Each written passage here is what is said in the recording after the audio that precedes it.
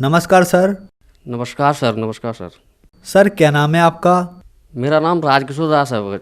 राजकिशोर जी, आप कहाँ से हैं? गांव ककर्रा, जिला मैनपुरी से आए सर, उत्तर प्रदेश। संत रामपाल जी महाराज की शरण में आप कब आए? जनवरी 2012 को उपदेश लिया संत रामपाल जी महाराज से। संत रामपाल जी महाराज की शरण में आने से पहले आप क्या भक्ति साधनाएं करते थे? संत रामपाल जी महाराज की शरण में आने से पहले एक सिरसागंज के पास एक आश्रम है, उनके नाथ बाबा नाम के नाम से जाना जाता है। उनसे उपदेश लिया था हमने। वो जैसे बुखार फुखार आ जाता हल्का फल्का तो झाड़ फूँक कर देते थे वो, लेकिन काफ़ी समय से उपदेश ले रखा था हमने। तो बाद में कहानी ये हुई कि हमारे गुरुजी को भी विशेष परेशानी होने लगी, कई एक बीमारी उनको हो गई। तो एक बार हम लोग बैठे थे वहाँ, तो गुरुजी से मैंने पूछा कि गुरुजी आप हम लोगों की परेशानी झाड़ फूँक करते हैं सही हो जाती है, लेकिन आपका कष्ट ये क्यों नहीं ख़त्म हो रहा है? तो गुरुजी काफ़ी समय तक तो बैठे रहे, शांत रहे।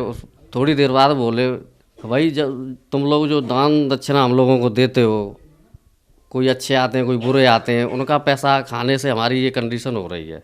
कोई ज़्यादा हल नहीं होती थी, केवल शुरुआत ये मालूम पड़ता था कि हाँ परेशानी ख़त्म हुई, लेकिन ख़त्म नहीं होती थी परेशानी। तो सर संत रामपाल जी महाराज की शरण में आने के बाद आपको क्या लाभ हुए? संत रामपाल जी महाराज की शरण में आने से विशेष ही ज़्यादा लाभ हुए, जिसको तो बखान ही नहीं कर सकते सर जी। कितने परमात्मा ने लाभ दिए।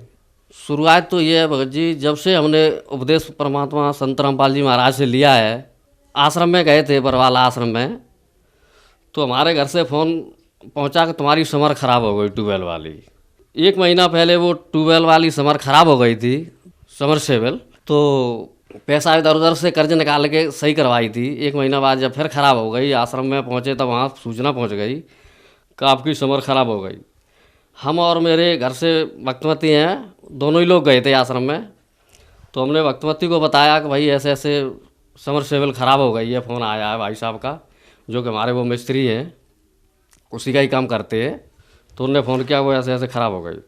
फिर और भक्तों से हमने संपर्क किया, भक्त लोगों ने बताया कि आशीर्वाद लेने जाओ तो परमात्मा से कह देना। तो हम गए, परमात्मा से आशीर्वाद लिया और अपना हाथ जोड़ के कहा, मालिक विशेष ही ज़्यादा कष्ट है, हमको बहुत परेशान हो रहे हैं। परमात्मा ने हाथ रख के कह दिया, जाओ बेटा सही हो जाओगे। लेकिन मुझे संतुष्टि नहीं हुई कि महाराज जी ने केवल हाथ रखे और बता दिया कि सही हो जाएंगे, ऐसे कैसे हो जाएंगे? दुखी विशेष ही ज़्यादा हो रहे थे। जब तक हमारी पूरी बात नहीं सुनी जाए, अपने मन में थी कि हमारी पूरी बात सुनी जाए, तब तक कैसे कष्ट आ रहेंगे। लेकिन जैसे ही हम बाहर आए, भक्तों ने पूछा कि भाई क्या हुआ? परमात्मा से कहा, हमने बिल्कुल कहा कि क्या कह दी परमात्मा ने? कि ये कह दिया कि भाई सही हो जाओगे।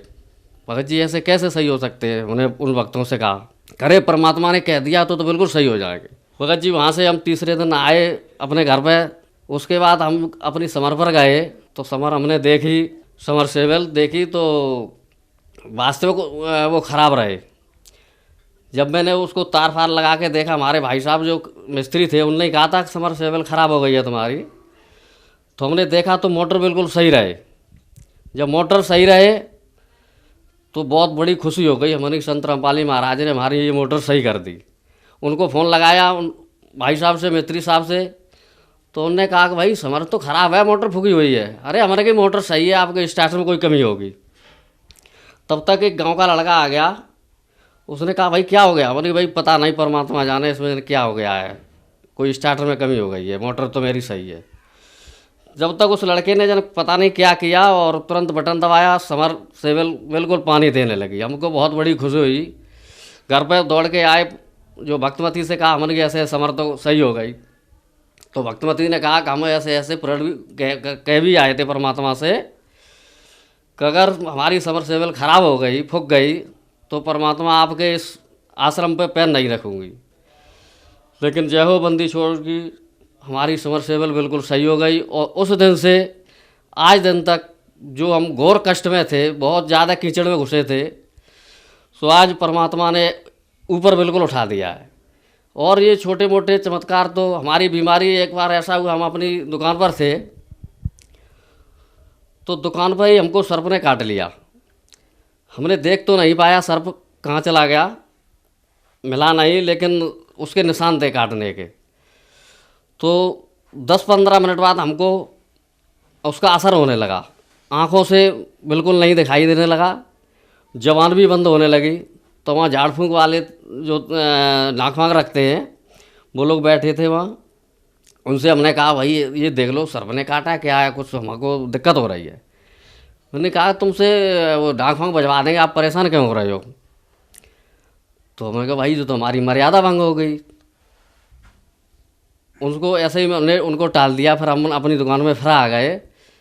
तो परमात्मा से हमने अरदास लगाई है, मालिक अगर हमें इनसे ढाक बजवा रहे हैं तो नाम खंडित हो जाएगा। मालिक आप ही जो कुछ कर सकते हैं वो आप ही करो। तो परमात्मा के जहाँ स्वरूप लगा था, जहाँ हम चाय के जलाते थे, वहाँ मैंने दंडवत किया वही दुकान में ही।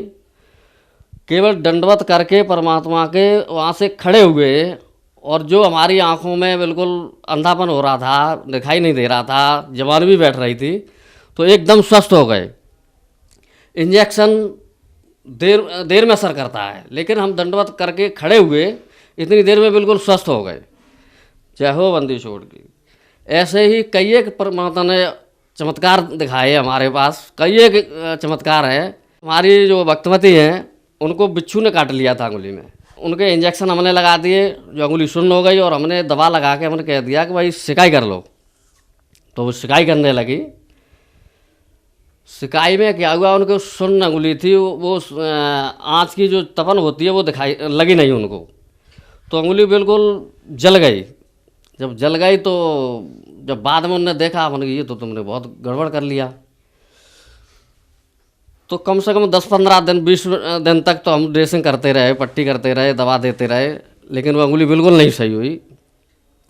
फिर आगे जो सैफई अस्पताल है हमारे पास में, पीजीआई हॉस्पिटल है, वहाँ दिखवाया। वहाँ कम से कम 4 डॉक्टर MBBS जो डिग्री होल्डर है, सरकारी है, तो उसमें दिखवाया। उन्होंने मना कर दिया कि भाई ये तो अंगुली कटेगी। हमने उनसे बहुत रिक्वेस्ट किया, हमें डॉक्टर साहब कैसे भी हमारी अंगुली बचवा दो, जो खर्चा हो वो हम तैयार हैं खर्च करने के लिए, लेकिन उन्होंने कहा भाई इसमें हम कुछ नहीं कर सकते।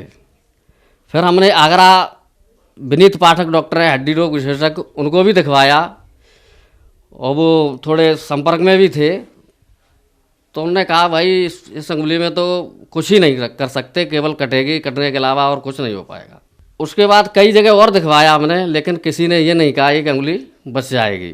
तो वहाँ अरदास लगवाई भगत जी, हमने अरदास लगवा के ज़्यादा तीसरे दिन का 19 टाइम दिया था अंगुली कटने का आगरा। तो हम विशेष ही ज़्यादा थक गए थे, तो हम विनीत पाठक के यहाँ पहुँचे जाके अंगुली कटवाने के लिए, जिसने टाइम दे दिया था 3 दिन बाद के लिए।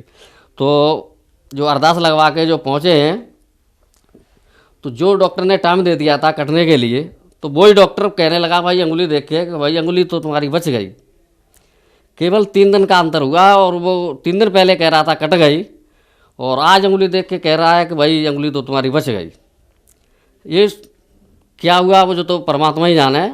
और उसने मना कर दिया कि भाई अब तो आप जैसे पट्टी ड्रेसिंग जो कर रहे थे वैसे ही करें, और जो ट्रीटमेंट चला रहे थे वही चलाएं, और अंगुली सही हो जाएगी। तो ये अंगुली हमारे संत रामपाल जी महाराज से ही प्रार्थना हमने लगाई थी।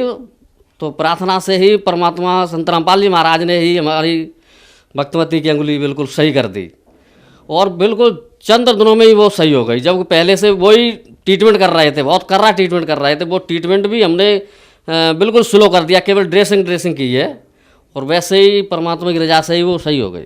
सर, जो श्रद्धालु आज आपको देख रहे हैं, आप उन्हें क्या संदेश देना चाहेंगे?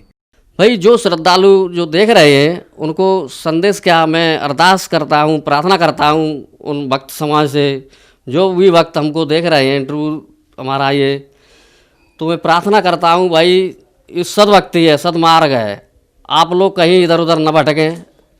ये वास्तविक पूर्ण परमात्मा संत रामपाल जी महाराज के रूप में है, तो आप उपदेश लें और भक्ति करें, और मोक्ष प्राप्त करें, और सुख भी प्राप्त करें। धन्यवाद सर। सत साहेब।